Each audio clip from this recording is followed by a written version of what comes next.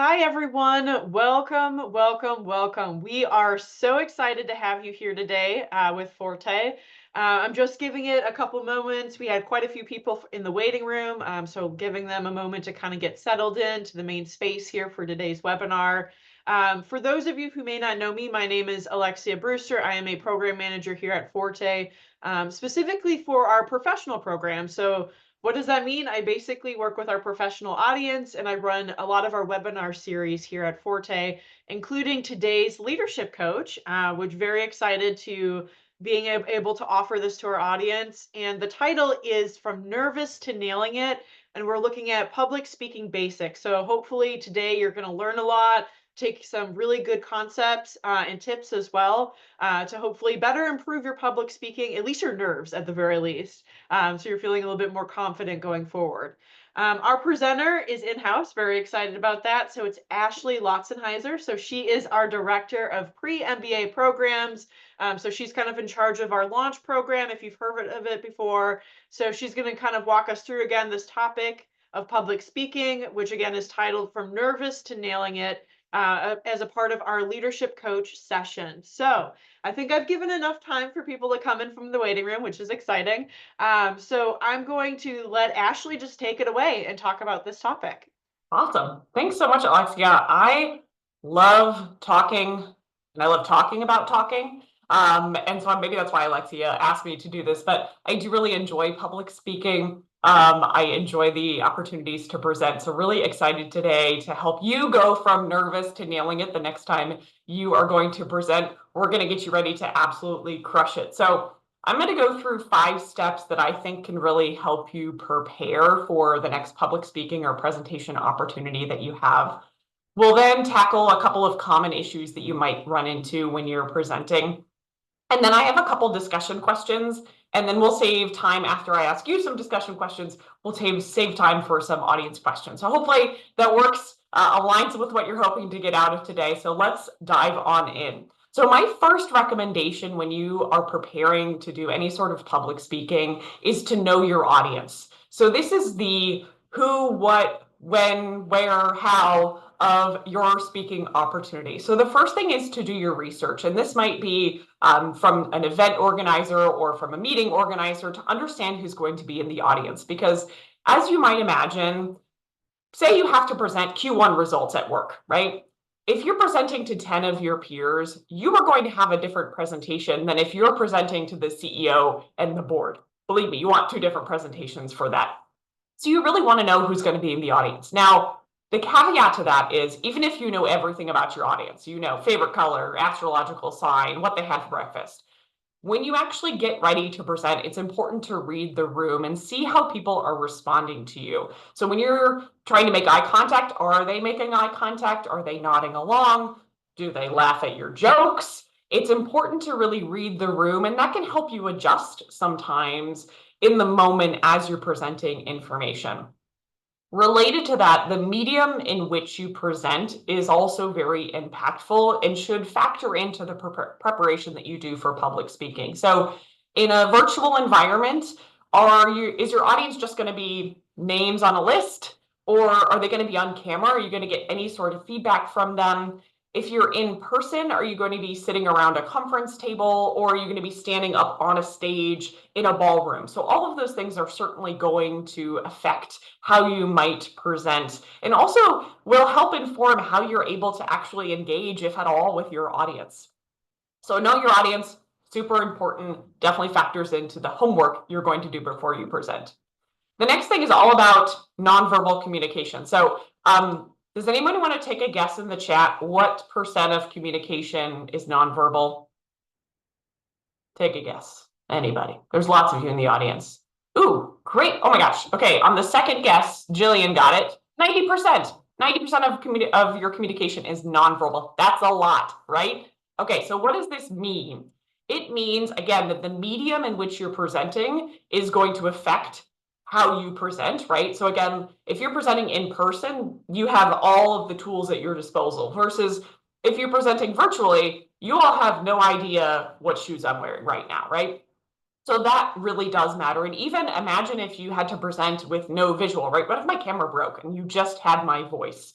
So This is kind of my joke is some meetings absolutely could not have been an email, and your nonverbal communication does not come across in an email. So think about your body language, how you gesture. So what are you doing with your hands? Be conscious of that. What are you doing if you're in front of the audience? Are you walking around?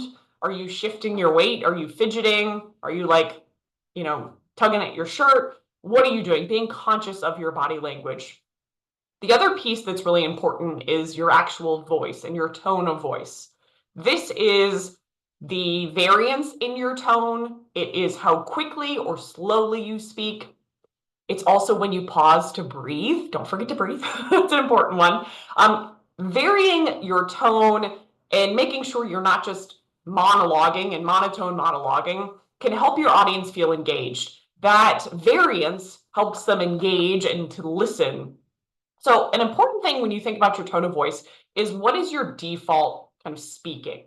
And this is something you could definitely ask someone that knows you well. So ask a friend, family member, a partner, what's kind of your default speaking, right? I guarantee you people that know me will say I am loud and I talk very quickly. So I know that when I am speaking publicly, I need to adjust. So I kind of need to swing the pendulum the other way. I need to be thinking, okay, I know I'm going to be speaking really fast, so let me consciously slow it down in hopes that I find kind of a happy medium there.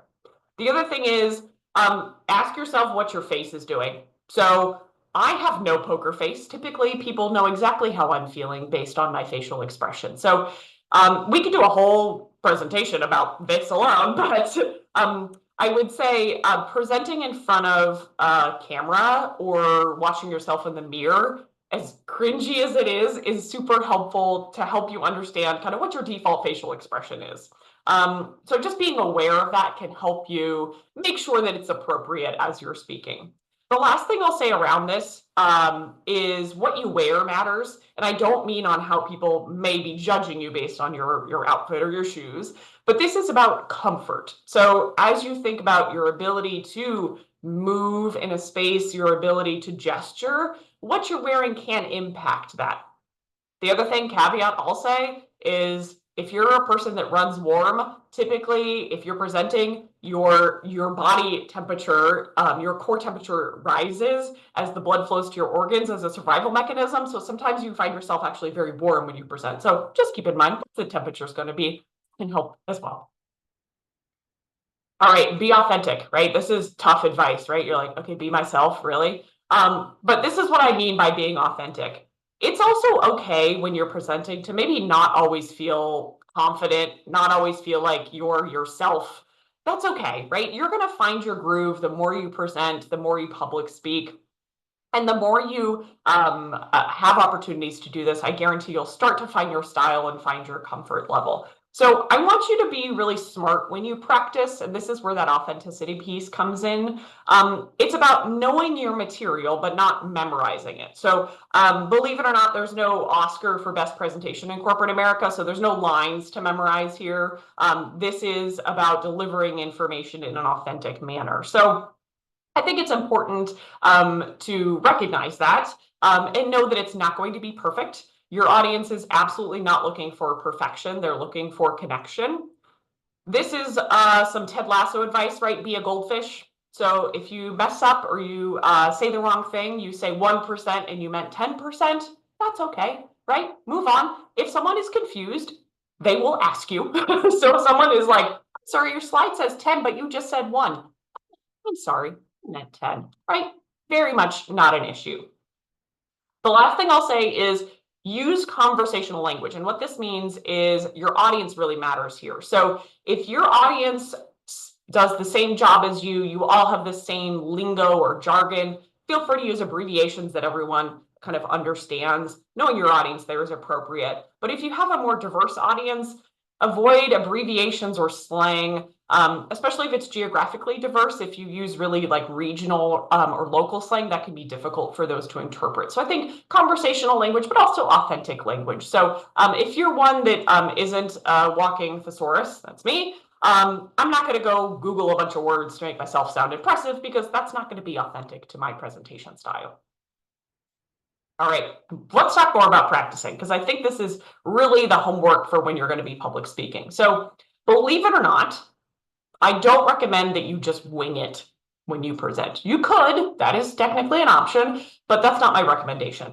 But my recommendation is also, as I said, not to memorize, but really to practice both content and delivery. So when I think about writing down what you're going to say, I usually think about writing some lines, some bullets that you're going to be referring to. Typically, that is not a script in the specific sense, but really just some key pieces of data that you want to hit on. Now, there's some caveats to that. So if there's a really important line that you need to deliver, you can write that down and recite it verbatim. Or if there is maybe an introduction that you need to make. So maybe at the end of the presentation, you have to introduce the CEO.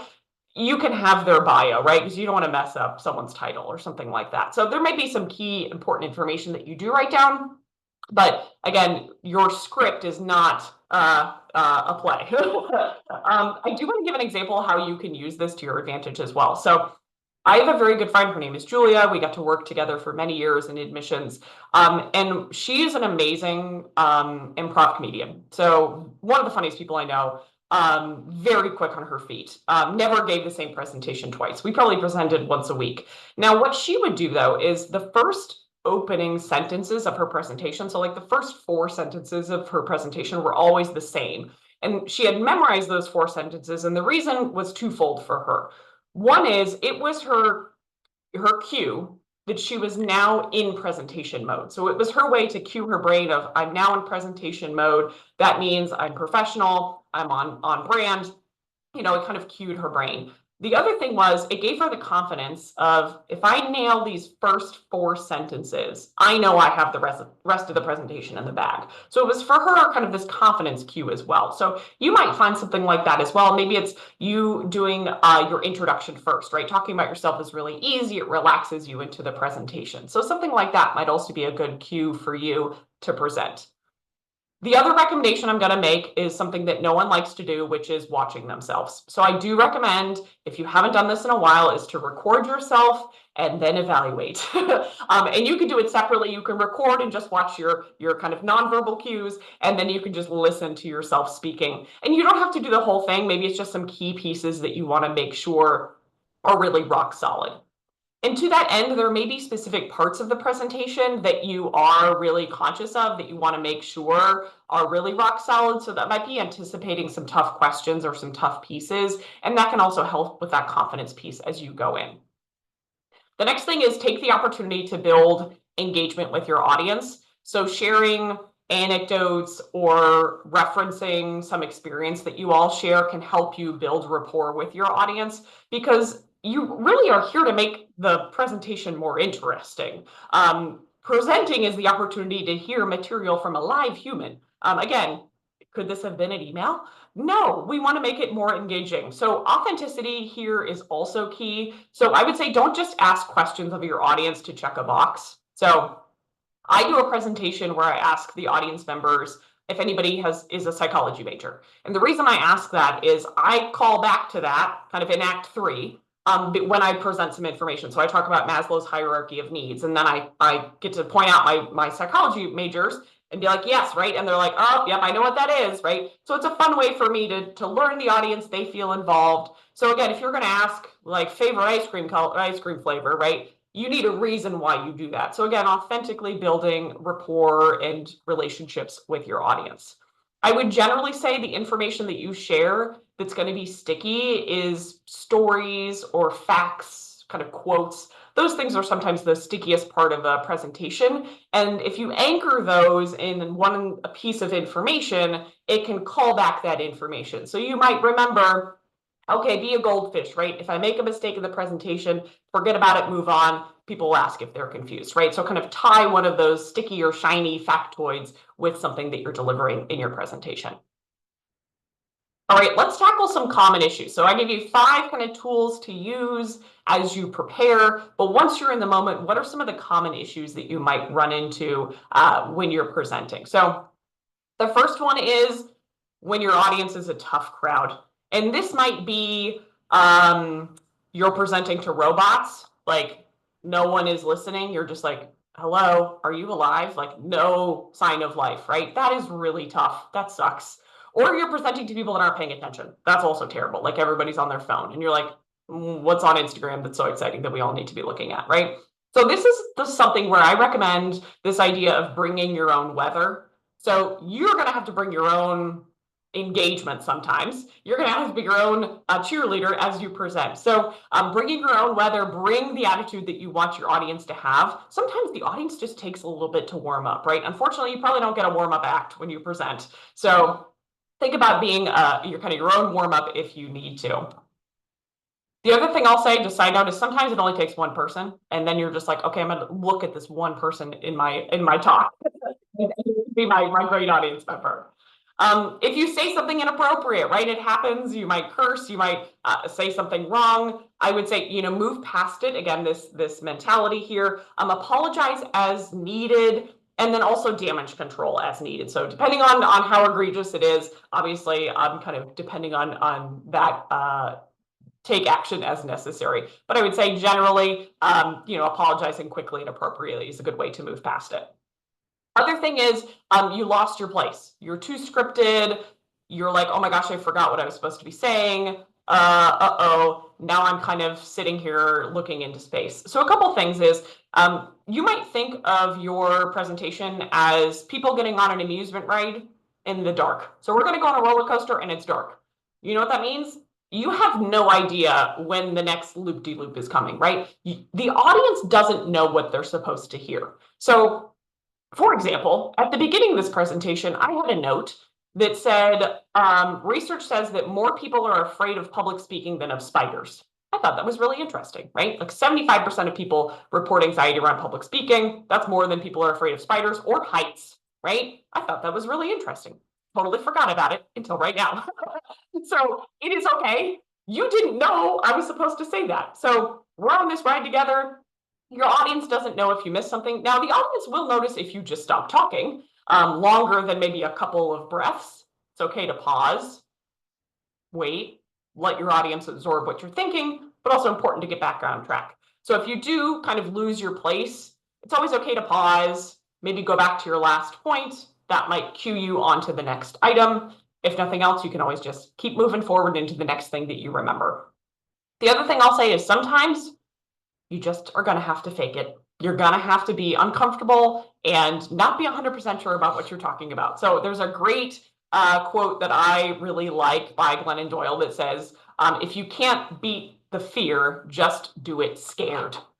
So absolutely know that there's absolutely going to be times that you're very afraid of presenting, and that is perfectly fine. So I'm hoping we can do a little interaction here. Thinking about the things that I just mentioned in the chat, let's have a little discussion. Has anyone had an experience where speakers have done something in the past that made you really excited? Was there something a speaker did where you're like, wow, I am excited to hear more about what this person has to say?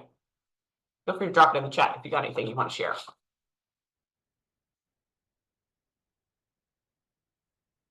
Oh, yeah, that's a good one. When speakers ask what you hope to get out of the session, right? So we're all on the same page because you might have come here today and be like, well, Ashley, I needed way more about how to write this script, right? I want to make sure I meet your expectations of the speaker, right? Love it when they engage with the audience, 100%, right? Because if I just monologue at you, how boring is that, right? You're like, I'm here to engage. Again, could this have been an email? An icebreaker in the introduction. That's a good one. Yeah, yeah. I think also where appropriate, again, knowing your audience really is key here because if you have a shared experience, sometimes, if you're presenting at a conference, for example, a fun thing you can always do is reference another speaker or reference the keynote or, oh my gosh, how good was that breakfast this morning? Did you get a chocolate croissant? I got a chocolate croissant, something like that where it's like, okay, we now have this shared experience, right? I'm a human. I'm not just a human up here. I'm actually someone that we have a relationship, right?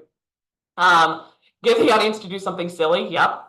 Where appropriate. Absolutely. Icebreakers. Yes. Ooh, what would be your superpower? That's a good one. Jokes. Yeah. I think this is also important for authenticity because if you're not a really funny person, it's okay. You don't need to make this a comedy act by any means. But what seems authentic to you? What would you enjoy in an audience as well? Great. As you all are thinking about public speaking that you've done or that is coming up in your lives, what type of audience makes you nervous? Who makes you nervous to present to? Ooh, quiet ones, 100%. The C-suite, yes. Oh, youth. Yes, yes.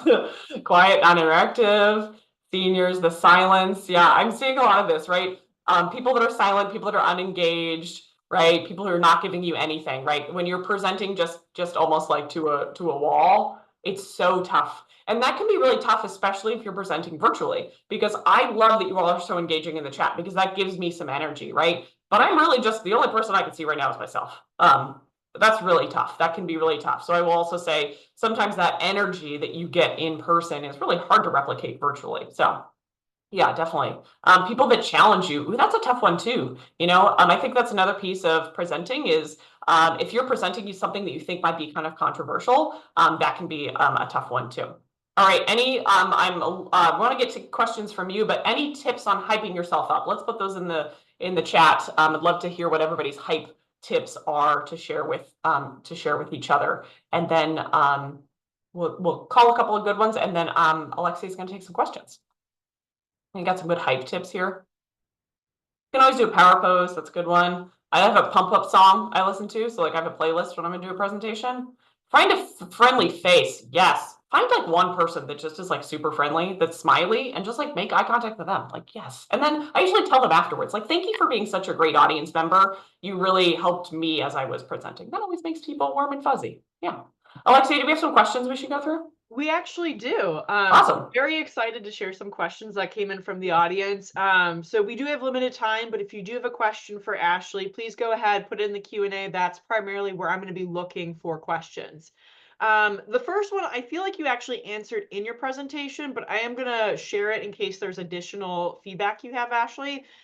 So someone was talking about, and this came up a lot in the presentation, about you made a mistake in your slides, your results, you said the wrong thing, and you're getting so nervous that you feel like you're not presenting well for the rest of the presentation because someone pointed it out. So you Yeah. mentioned like the goldfish, which I love, easy to remember, just be a goldfish, you forget it, move on. But I just wanted to see, are there any other things you want to suggest with that, or should I move on to the next question? Yeah, I think that is a very valid fear. Not that I need to validate your fears, but I think that's a very valid fear of being challenged about the material that you're presenting, especially if you maybe aren't as confident about the material. So sometimes you might get asked to present material that's not your wheelhouse. So maybe you're presenting on behalf of the team or on behalf of, a different department. I think anticipating where those trouble spots may be can help you. So if I get challenged on this data, what am I going to say about this? If I get challenged on this revenue number, hey, that doesn't look right. What am I going to say? And I think it's always appropriate to say, hey, that's a great question. I'm going to write that down and let me get back to you. So it's also okay to not let that come into the presentation. So it is your room to run, and you are welcome to basically shut down a line of questioning where appropriate, right? If that is something that you can address later. So kind of keeping your own agenda, I think, is important as you go through. But I also think it's okay where appropriate if that's a conversation you want to dive into, okay? But again, I think the other piece is what are those pieces of the presentation that are your kind of anchor points of what is something that I'm gonna move past this, and then what's the next kind of concrete, really rock solid thing that I'm gonna present that's gonna kind of let me get back into the zone. Yeah, love that. Thanks for sharing, because I do think that's a really good, helpful tip of remember it's your space. And it's natural to feel nervous when you're presenting in front of a large, group, or even if it's like just people that you really care about their opinions. But yeah, at the end of the day, you're the presenter, it's your space. So remember to just have that confidence of like, nope, I can control the room and make it as comfortable as possible. Another question that came up that I actually think is really good is how do you handle impromptu presentations? So an example would be Ooh. like your manager asks you to show results to a small group they just brought over. Yeah. Oh my gosh, that can be tough, right? Like all of a sudden you're in a meeting, and we have a Monday meeting with lots of leadership, and occasionally someone will be like, "Oh, could you talk about the event that you just had?" And I'm like, "Oh, of course I can. Let me let me pull something together here really quickly." I think it's okay to recognize that it's on the spot. So this is definitely one where the quote about if you can't beat the fear, just do it scared. It's okay to be nervous, and if someone's putting you on the spot, they should recognize that as well. I think it's okay to recognize what you can and can't share at the time. So I'd love to share what the revenue was from that. But if you want more information specifically about how some targets were met, I'm happy to pull that data and share that with you another time. So I think putting some barriers around what you're actually going to be presenting on is helpful. And then I would say if you're on the spot, this isn't the time typically for like a 20-minute presentation. That might be like hey, let me give you a 2-minute overview and then see where they want to go with that. I might be like, okay, great, thanks so much. Or it might be like, oh, cool, can we dive more into the numbers on that? And you'd be like, yeah, absolutely. Why don't I pull them for you and we chat tomorrow? So you can also defer that way.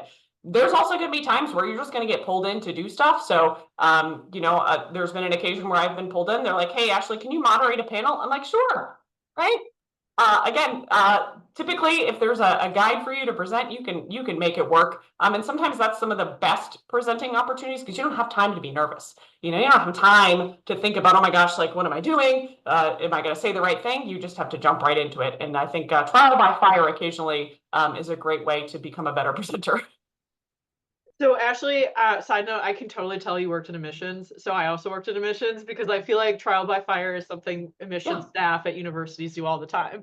Yes. Yes. So, but it works because it does teach you, like, you have to learn how to be quick. And I also laughed when I saw someone in the chat mention for the audience you're afraid of, youth, because talking to high schoolers or young Oh people yeah. sometimes can be overwhelming too.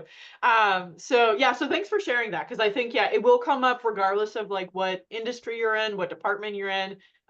People will ask you for information. You're going to have to present it to a group. So another question that came in is regarding tips on how to slow down. So this person mentioned that they speak fast and they talk a lot. So I know you mentioned that you notice over time, like, oh, I speak loud and I talk really fast. So it seems like there's some similarities there. So can you give just like some practical advice as for things that you actually do to help you change how you're speaking to the public? Yeah, definitely. This is one where recording yourself and listening will help as well, because you'll see how hard it is to absorb the material if you're speaking quickly. We used to do an exercise when we were training in our department. We were training new people on the presentation is we'd make them do tongue twisters.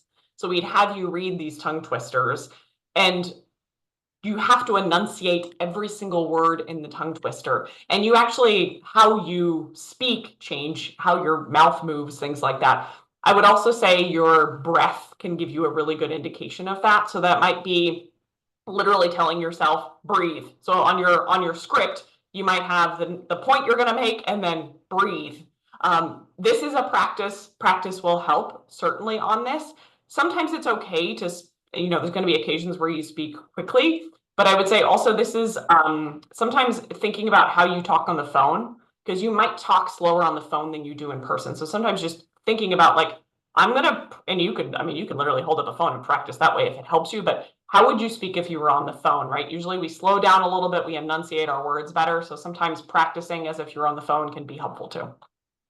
Yeah, thank you for that. So, and even if I feel like if an audience member, you don't have to necessarily be like a quick speaker, like that's just really good general, I think, guidance for people, like regardless of what you've noticed, like, oh, this is the type of speaker I am. So I know we have a couple of questions still, but I'm probably going to just limit it to one more because we are at time. The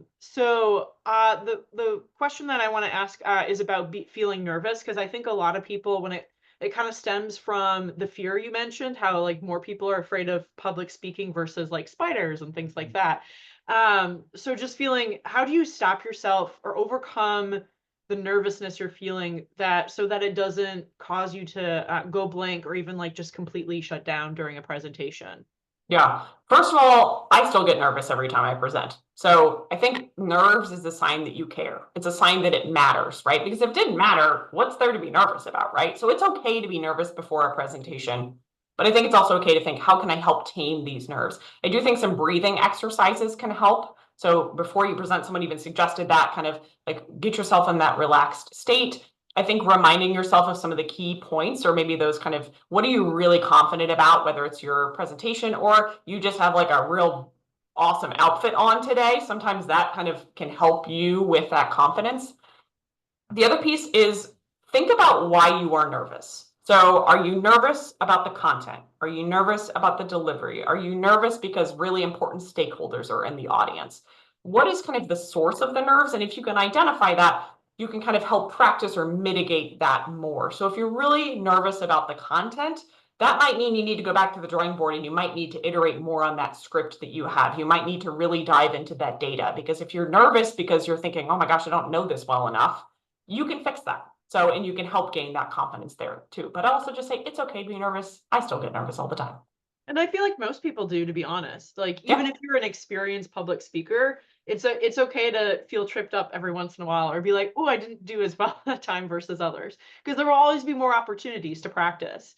And I always say that public speaking is not an inherent skill, it's a learned skill. Like, anybody can learn to be a good public speaker.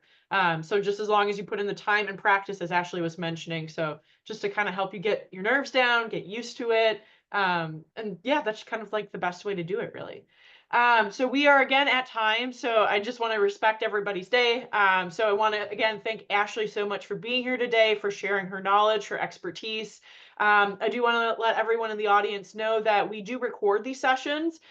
So you will be getting the recording later on, and then you can find this recording on the website as well. If, like, say 2 months from now, you have a presentation and you need some quick tips on how to do this. I do want to leave everyone with a couple of upcoming events. So the first one that I want to mention or talk about, oh, next slide, is about our this Friday. We actually have a Women on Board series. Oh, sorry, I think there's a glitch there. But we have a Women on Board series for those that are interested. It's for our professional membership. I do want to mention that. The leadership coach is affiliate, so it is a complimentary membership anyone can be a part of. Professional is a paid membership. So if you do have questions about that, you can ask our team as well. But we're going to be talking about like driving impact from the C-suite to the boardroom. So a really good dynamic discussion on someone who has experience both as a CEO and then also being a board member. The next thing we want to mention is our women's conference that's coming up next week. So next Friday, March 7th. So we are celebrating International Women's Day a day early, but it's a free event. Anyone can come and sign up. We're really excited about it. There's more information on our website. Just Google or you could just like Google International or Women's Conference Forte, and it should take you right there. But there's a ton of content, a ton of speakers, and just really we want to gather a bunch of people together who want to accelerate action for gender equity. And then the last one I want to mention as far as events that are happening is our next career coach, which is Confessions of a Headhunter.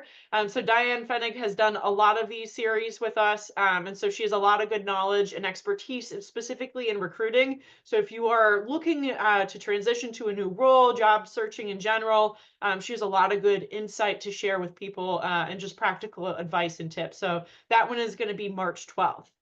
So I think that's everything that I wanted to share as far as upcoming events. Again, thanking Ashley for being here today and the audience as well. Hopefully you were able to take something away.